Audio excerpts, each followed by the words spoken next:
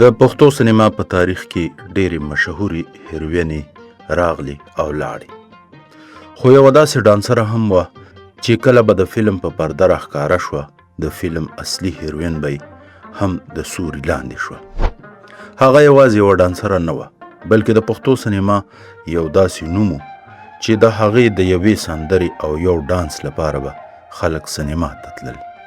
دا هغه هنرمنده ده چې وروسته ورباندې د فحاشۍ تورونه هم ولګېدل، سختې نیوکې پرې وشوې او بالاخر یې د فلمي نړۍ نه مخ واړاوه. یوه داسې هنرمنده چې د لاهور د بازار حسن نه د پاکستان د فلمي نړۍ تر ټولو مشهوره ډانسره شوه. د هغې ستر شهرت د سختو نیوکو او لانجو سره مخ و. په نن خپرونه کې به د دغې هنرمندې امروزیه ژوند او هنري سفر ته کتنه کوو، نو د خپرونې تر پایه را سره ملګري شئ.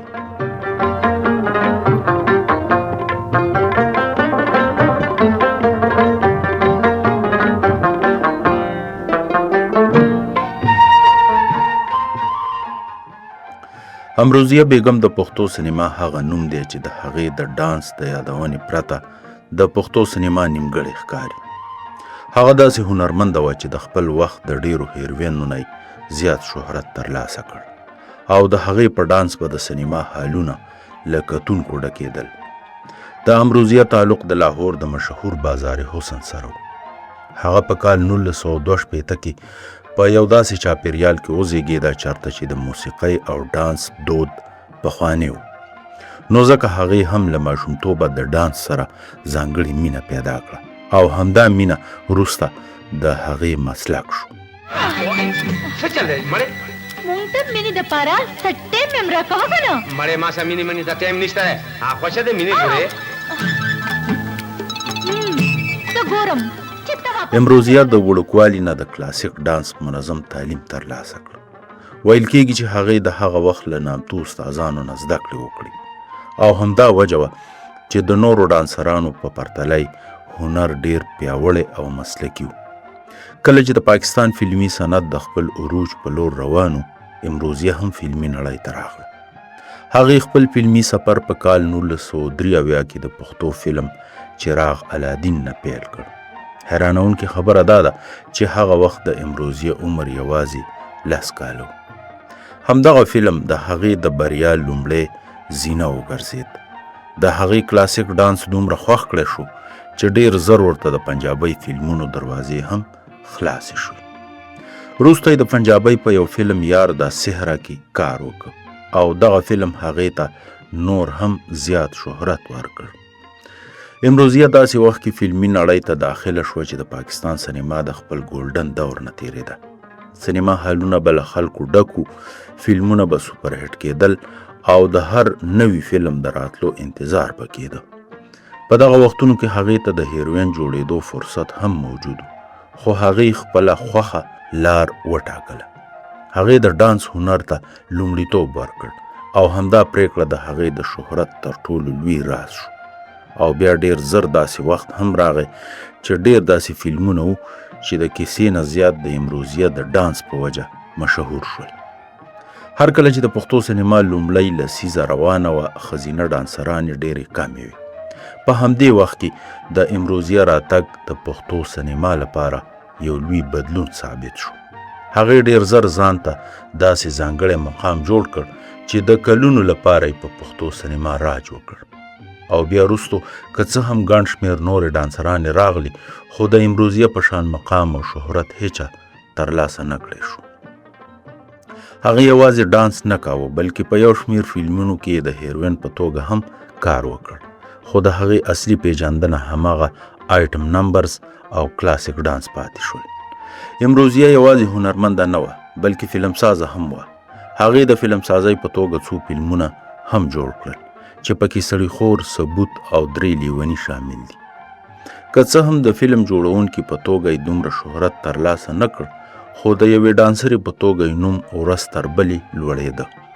په خاصه توګه د هغې په ډانس په د پښتو د نامتو سندرغاړې ګلنار بیګم غږ نور هم ښکلا پیدا کوله او د دواړو ګډو سندرو به د سینما هالونه ګرمول او ډېرې داسې سندرې تر نن ورځې هم د خلکو په یاد کې دي.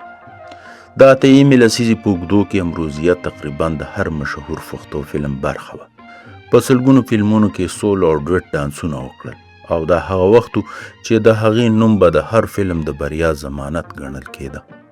خو د همدې لسیزې په وروستیو کې د پښتو سینما بڼه بدلیدل پیل شو. په فلمونو کې بولډ سینونه او فحاشي زیاته شوه او د دې رجحان له امله امروزیه هم د سختو نیوکو سره مخ شوه. د هغه وخت فلمي نقادانو تور پورې کړ چې د نورو ډانسرانو په څیر هغې هم د فلمونو د دې نوي رنګ په خپرولو کې رول لوبولی دی.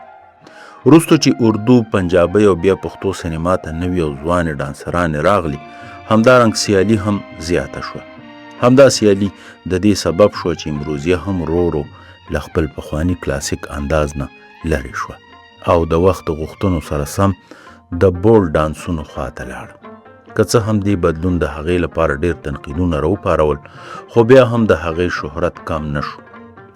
امروزیه په خپل نږدې 40 کلن هنري سفر کې شاوخوا 13 د اردو، 53 د پنجابۍ او نږدې 1.5 د پښتو فلمونو کې کار کړی دی. د هغې د اردو ژبې په مشهورو فلمونو کې پیسا، تیرے میرے سپنے، معصوم، آنسو، آمنا سامنا، جان کی بازی وغیرہ شامل دي. دارنګې د پنجابۍ په مشهورو فلمونو کې ناکبندي، یار دا سهرا، عیاش، ډنکا، وحشی تے گجر وغیرہ شامل دي.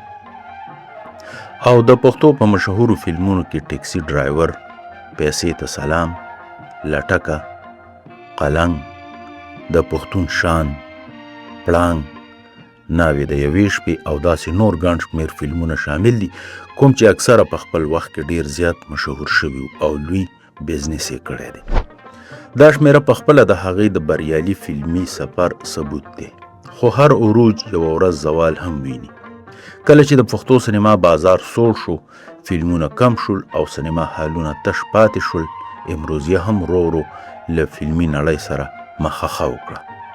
هغې په لاهور کې د بوتیک کاروبار پیل کړ او د خپلې لور سره ژوند تیروي. هغې د هنري سفر په عروج کې واده وکړ چې یوه لور یې ده او وروسته دغه واده په طلاق تمام شو. نن که څه هم امروزیه د فلمي نړۍ نه لرې ده، خو نوم یې لا هم ژوندی دی. ځینې خلک یې د یوې سترې هنرمندې په توګه یادوي او ځینې ورباندې د جنجالي دورې نیوکې کوي. خو یو حقیقت هیڅوک نشي بدلولی.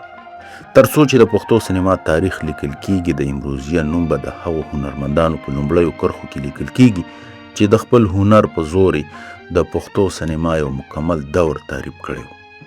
او همدا وجه ده چې نن هم د هغې نوم د پښتو سینما د تر ټولو مشهورو او اغیزناکو ډانسرانو په ډله کې شمیرل کیږي، ځکه چې د هغې په شان مقام تر اوسه بلې ډانسرې نه دی ترلاسه کړی.